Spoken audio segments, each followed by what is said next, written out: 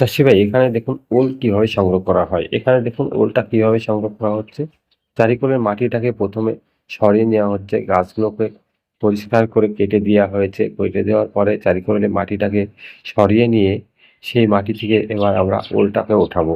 এর জন্যে ওলের চারপাশে যত মাটি আছে সমস্ত মাটিটাকে কেটে কেটে এইভাবে সাইজ করে কেটে নিতে হবে। কেটে কেটে সরিয়ে দিতে হবে। কেটে কেটে সরিয়ে দেওয়ার পরে আমাদেরকে এবার ওলটা ওঠাতে হবে।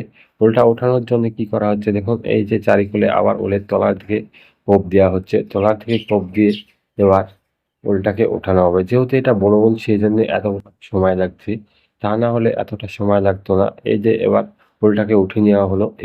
এই ওলটা যখন আমি জমিতে রোপণ করেছিলাম তখন তার ওজন ছিল 4.5 কেজি। এখন কতটা ওজনের হয় সেটা দেখার বিষয়।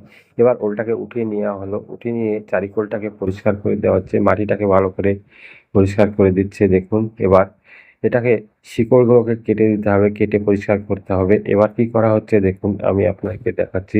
এবার একটা হেসে দিয়ে ভালো করে পরিষ্কার করে নেওয়া হচ্ছে ওলটা। ওলটা পরিষ্কার করে নিয়ে তবেই হচ্ছে মার্কেট যোগ্য করা যাবে। যার জন্য এইভাবে পরিষ্কার করে নেওয়া হচ্ছে।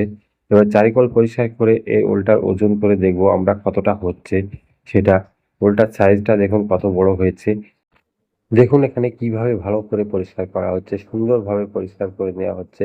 শিকড়গুলোকে সুন্দরভাবে কেটে দিয়ে তবেই ওলটা পরিষ্কৃত হলে ভালো মার্কেট যোগ্য হবে। এটা দেখতেও ভালো লাগবে এবং মার্কেটে নিয়ে গিয়ে আমরা এর দামটাও ভালো পাবো। যদি এবড়ো খেবড়োভাবে রেখে দিই তাহলে কিন্তু ভালো হবে না। যার জন্য এইরকমভাবে পরিষ্কার করে নেওয়া হচ্ছে। এখানে এসে দিয়ে চারিকোলটা ভালো করে পরিষ্কার করে নেওয়া হচ্ছে।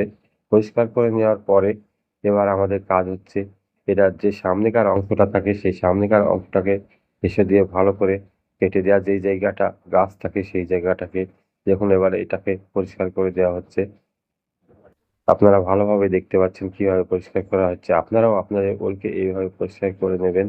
পরিষ্কার করে নিয়ে মার্কেট যোগ্য করবেন, যথেষ্ট দাম পাবেন। না হলে কিন্তু মার্কেটে নিয়ে গিয়ে এর দাম সঠিকভাবে পাবেন না।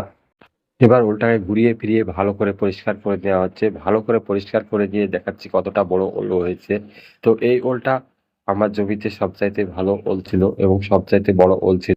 এই ওলের ভিডিওটা আপনাদের কেমন লাগলো সেটা আমাকে কমেন্ট করে জানাবেন এবং এই ভিডিওটাকে বেশি বেশি করে শেয়ার করবেন। ফেসবুক পেজ থেকে দেখলে পেজটিকে ফলো করে রাখবেন। এইরকমই কৃষি বিষয়ে নতুন নতুন ভিডিও সবার আগে পাওয়ার জন্যে।